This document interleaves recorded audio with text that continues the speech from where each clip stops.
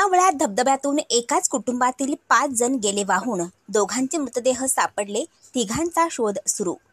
लोणावळ्यातील भोशी धरणाच्या मागील बाजूला असलेल्या एका धबधब्याच्या प्रवाहातून 4 अल्पवयीन मुले व महिला पर्यटक धरणात वाहून गेले असून, यापैकी एक महिला व 2 मुलांचे मृतदेह पाण्यातून बाहेर काढण्यात रेस्क्यू पथकाला यश आले आहे।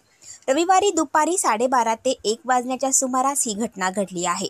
नूर शाहिस्ता अन्सारी वय अंदाजे 35, अमीना आदिल अन्सारी वय 13 वर्ष, मारिया अन्सारी वय 7 वर्ष, हुमेदा अन्सारी वय 6 वर्ष, अदनान अन्सारी वय 4 वर्ष, सर्वजण राहणार सय्यदनगर हडपसर पुणे हे 5 जण पाण्यात वाहून गेले आहेत।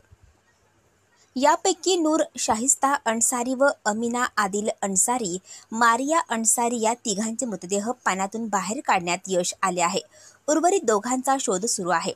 लोणावळा परिसरात रविवार सकाळपासून जोरदार पाऊस सुरू आहे।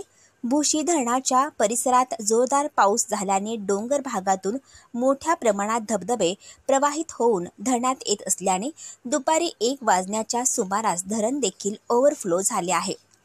सकाळच्या सत्रात धरण परिसरात पर्यटनासाठी पुण्याच्या हडपसर भागातील अन्सारी कुटुंब आले होते। रेल्वे विश्रांतीगृह असलेल्या भागात डोंगरातून वाहणाऱ्या धबधब्याच्या पाण्यातून येणाऱ्या प्रवाहात साधारणतः 15 ते 17 जण वर्षा विहाराचा आनंद घेत असताना दुपारी 12:30 वाजण्याच्या सुमारास यामधील 4 लहान मुले पाण्यात वाहून जाऊ लागली। त्यांना वाचविण्यासाठी गेलेली एक महिला देखील पाण्यातून थेट धरणाच्या जलाशयात वाहून गेली। सर्वजण धरणात वाहून गेल्याने सोबतच्या इतरांनी त्यांना वाचविण्यासाठी आरडाओरडा केला। त्यावेळी काही स्थानिक युवक व धरणावर बंदोबस्तासाठी असलेले पोलीस जवान यांनी घटनास्थळी धाव घेतली। या घटनेची माहिती समजताच लोणावळा शहराचे पोलीस निरीक्षक सुहास जगताप यांच्यासह त्यांची टीम तसेच लोणावळ्यातील शिवदुर्ग रेस्क्यू पथक, मावळ वन्यजीव रक्षक टीम व स्थानिक युवक यांनी घटनास्थळी जात शोध मोहीम सुरू केली। तिघांचे मृतदेह सापडले असून इतरांचा शोध सुरू आहे।